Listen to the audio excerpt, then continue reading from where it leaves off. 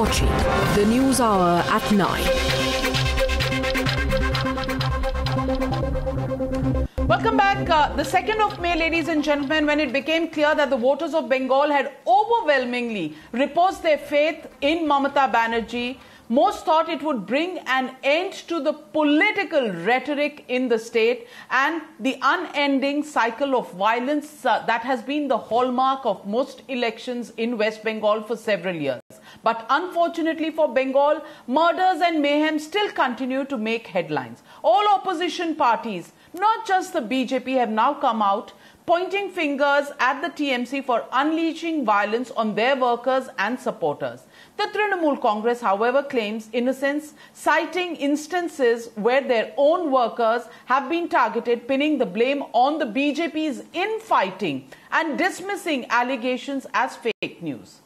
Let's take a look at how the BJP and the Trinamool Congress faced each other earlier today.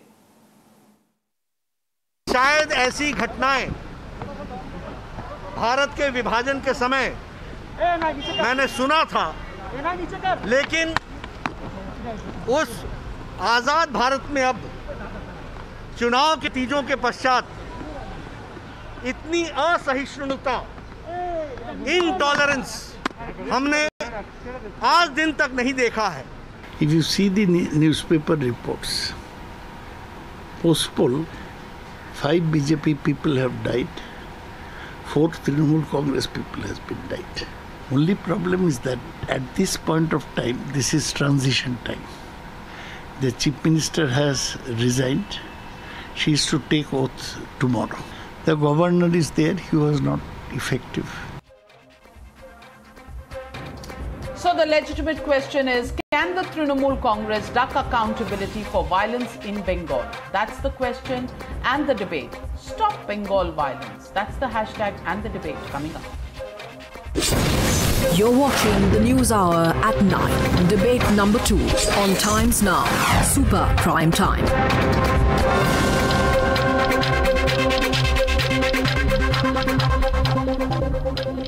Mr. Riju Datta, my question to you is that you've won the elections fair and square. There is nobody close to you, and you've stood the ground increasing your tally, and therefore hats off to fighter Mamata for getting her political chemistry with the people of Bengal absolutely right. Nobody can object to the fact that this was a well-fought battle and the best team has won. That is what the results have shown. But can you actually justify the violence that's going on? And it's not just the BJP. It's the left. Sitaram Yechuri has said this. Also, Suhasini Ali has pointed out to a IDWA member who has been attacked. The Congress party has also called out, even as Rahul Gandhi is out of sync. The NSUI president has said that the Chhatra Parishad people have been attacked. The Trinamool Congress says, Swagato Roida has said that 4 people from Trinamool Congress have died and 5 from BJP is what he says, though the BJP claims it's 6. Now, knowing these numbers, you know, even if it is Trinamool Congress, BJP, Congress, CPIM, it doesn't matter, sir. What matters is people are dying. And therefore, the government has to do something about controlling this law and order problem. And that's all there is to it. There's no need for any politics. It is just that people are dying, violence is happening, arson is happening. It needs to be controlled. Why are you making it political? Navika ji, first of all, we are not making it political. I am here as the official representative of TMC, and I am going to state here that TMC abhors violence. We believe in communal harmony, peace and development. That is why the people of Bengal has given such a landslide mandate. Mamata Banerjee, even before she swears in for her 3rd term, today had a meeting with all the top echelons of the police administration, and whoever, as our report says, 4 TMC cadres have died and 5 to 6 BJP cadres have died. Whoever is responsible for this violence, no matter what their political affiliation is, they will be brought to justice and strictest action will be taken against them. And, FIRs have been filed. But let me also tell you this, ma'am. Our reports also say that 80% of the clashes that has been happening on the ground is because of BJP infighting between the old and the new, which we have witnessed when the candidate list was out. Now, BJP, some of their people have become so dramatic. They come on national television and they cite words like rapes, gang rapes. Let me tell you, 5 minutes ago, N. Tripathi, the SP of Birbhum district, has categorically come on media and stated that this is fake news. I have spoken to BJP cadres on the ground, and BJP have said they have no information of such. Why peddle news? Why are you making it political? Who is making it political? BJP. People are gasping for breath. Dr. Patra, are you guilty of putting out fake news? Dr. Patra, are you guilty of putting out fake news? Dr. Patra, is it infighting within the BJP that's making this violence come to it?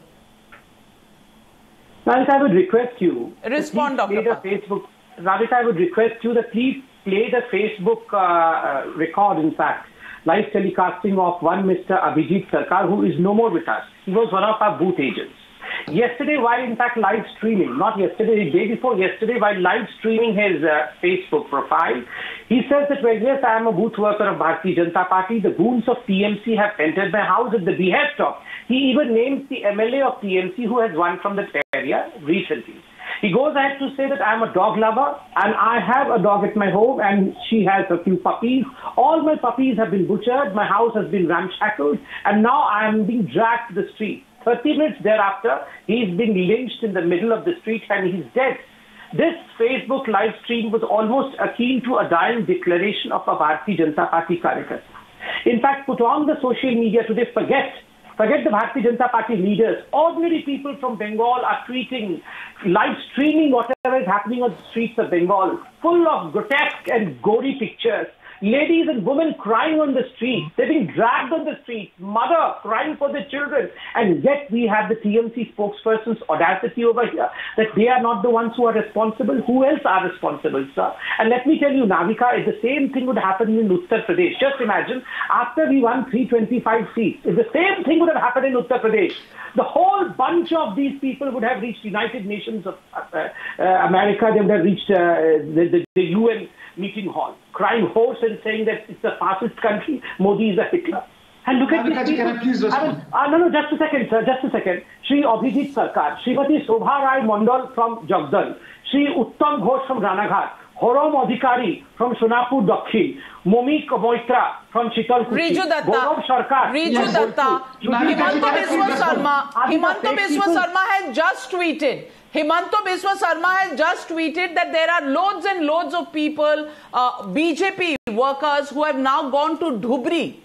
He said 300, 400 BJP for Bengal people have, Karyakartas have gone to Assam simply because they're scared of being in West Bengal. I want to ask you, this is unbecoming of a party that has won so well. Navika ji, please let me answer. First, this social media post that, this melodrama of Dr. Patra that he has said, it has been clarified. This is no melodrama. We have our Karyakartas dying. I have named Karyakartas who have died, who are dead. You cannot call this melodrama, sir. I'm aghast with your choice of words, Riju-ji. Rijuda, I don't want to shout over you. I'm sorry, Rijuda, this is a very sensitive issue.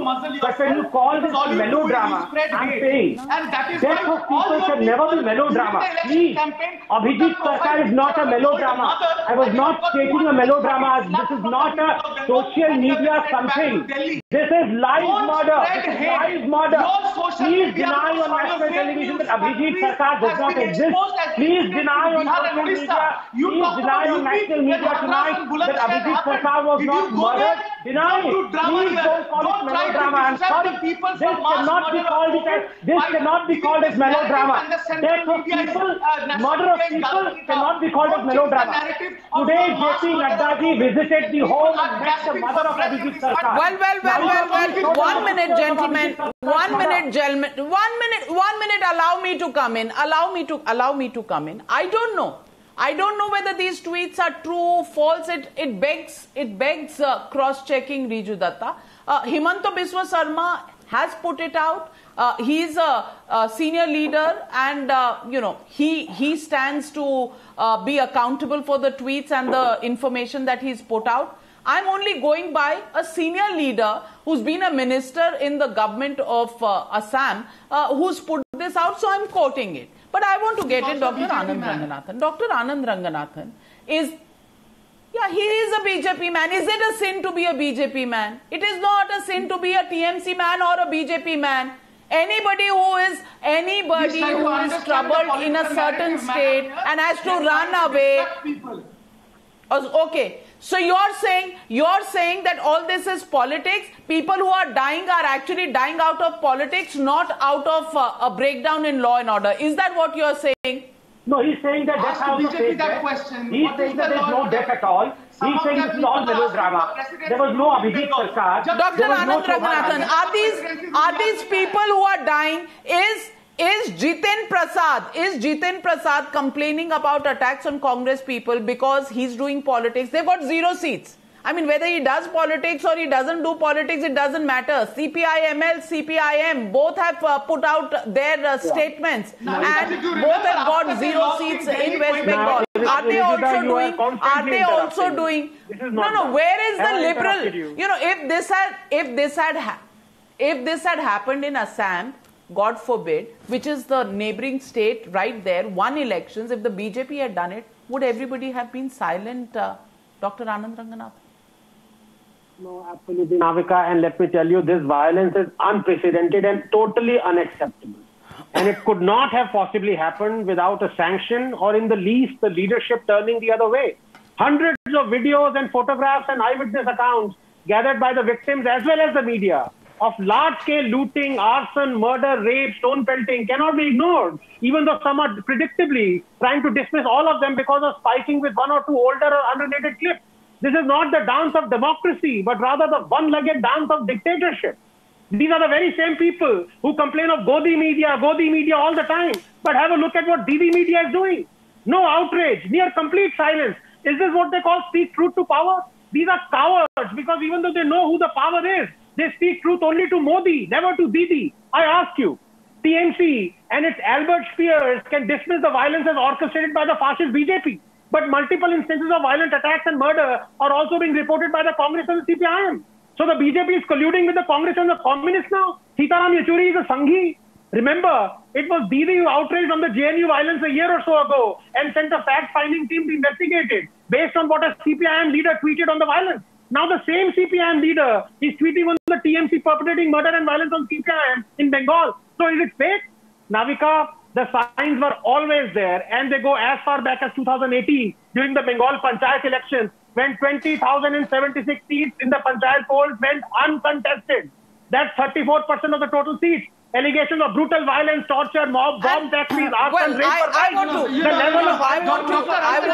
our viewers with just one question. And Riju Datta, one point. Riju Datta, just one point. You know, Mr. Derek O'Brien has even tweeted and said that he's calling out people who are discussing Bengal violence as people who are not worried about COVID. And he's called out Times Now because on Sunday, counting day, when we did not know who was winning or who was losing the Battle of Bengal, we had decided on Saturday and announced that we will do COVID coverage. We will, of course, give updates on the elections. He's now called us out. I'm just saying, Riju Datta, on Sunday when the decision was made and announced on Saturday, we did not know who was winning. We decided that COVID is the biggest story and we went with it. That is what we felt like doing, and it is in this country, freedom of making a decision hopefully should be in the newsroom. And today he's also said that these people have to be called out. Call us out. Say whatever you want to say to us. But can I decide my own news agenda? Should I not cover the Bengal violence when scenes like these are coming out? Tell me, will my news be decided by somebody else? Just one question. Simple question by a journalist. Yes, I'm answering you.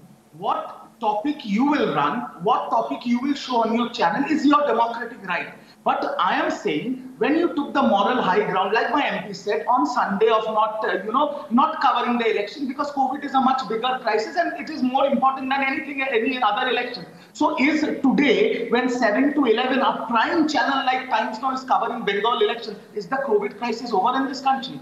But that is to each of our interpretation. But I will tell you one thing. Well, even today, Mr. Riju Datta, and to my viewers, my commitment to handling and to talking and to finding solutions for COVID remained my top priority even today. What I do as like I said, you are doing what you have to do. What I do as my debate number 2 cannot be decided in a political party's head office. Come on, Riju Datta, इतना freedom तो दे दो भैया. जीत गए हो, जीत celebrate किया है, लेकिन Covid आज भी नंबर 1 डिबेट है, बंगाल नंबर 2 है. इतनी आजादी तो मुझे भी है ना, रिजू दत्ता जी? प्लीज, इतनी आजादी है कि नहीं मुझे? या पूरा आजादी है बस, तो फिर इस बात के लिए मुझे क्यों नहीं पर इस बात के लिए मुझे ट्वीट पर टॉन्ट क्यों? Why taunt on tweet then? Don't taunt now. I will raise the issue that I want to raise. I will read it is a discussion between the national spokesperson of the TMC and Times Now. Let Mr. Jain and Mr. O'Brien sort it out. हमको और आपको हम आप झगड़ा करके क्या करेंगे?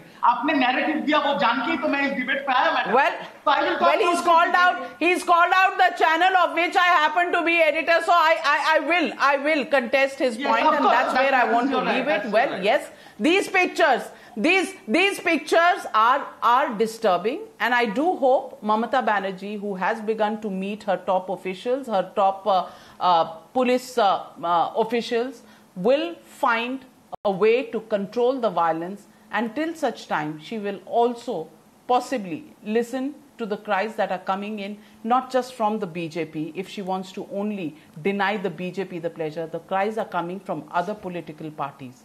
Everybody in this country, every political party can't certainly be putting out fake news. Thank you very much for joining me on this debate. And before I end the news hour, I just want to question the double standards of the social media blogging site Twitter. And I want to question that Kangana Ranaut, who's known to be more outspoken in her tweets than she's known for being a national award-winning actor, sometimes if you actually look at how she's trolled on Twitter, she put out a tweet and, she's been banned completely by Twitter permanently. That because she asked for president's rule in West Bengal thanks to the violence, and she went on to state that, Modi should be invoked and should come back in some form or the other. Well, what she said, Twitter is a private entity. If it decided that it's against its rules, great. It took a decision, fine. But not just deleting the tweet. They've deleted and suspended her account permanently. And the question is, have they followed the same policy for others? I want to question that. Look at the tweets that have come out in the Twitter space on our colleague who just passed away a few days ago. Venom by Sharjeel Usmani against this journalist. I want to ask you, Ishkaran Bhandari, what happens? This kind of tweets, neither is the account suspended nor has the tweet been deleted from this account. So are there different strokes for different folks by Twitter? Navika, it is well documented in India that there are different strokes for different folks when it comes to Twitter. Twitter has been systematically following it, be it on verification of handles, be it on shadow banning. That is all demonstrable, and I am a live example of that. With more than 375,000 people, they will never verify me, no matter what I do. That is a demonstrable fact. The other fact, which is more serious, is what is the government doing about it? I gave a representation to the then government saying this is a national security threat. This can influence your elections. We have foreign direct investment rules in media, and here we are having social media. Why should Jack Dorsey have double standards? You know, he has his left liberal views, and there are studies which have come out which have shown that 57% of Twitter is actually led by left-leaning folks. That's the Knight Foundation, and 10% are extreme left. Only 8% are center to right. I want to ask you, Dr. Sumansi Raman. It's okay if Jack Dorsey wears a t-shirt with "Stop the Brahmanical Patriarchy," but it's not okay to accept Kangana. Now, delete her tweet. No, maybe the tweet was offensive if you thought so, if your policies thought so. But to suspend her permanently? No. Twitter has already explained that she is a serial offender, and that is why they have taken this action. This is not the first time. But I'm a little intrigued, Navika, in your interpretation of what she tweeted. What was she actually saying in her tweet? Can you explain what it fully means?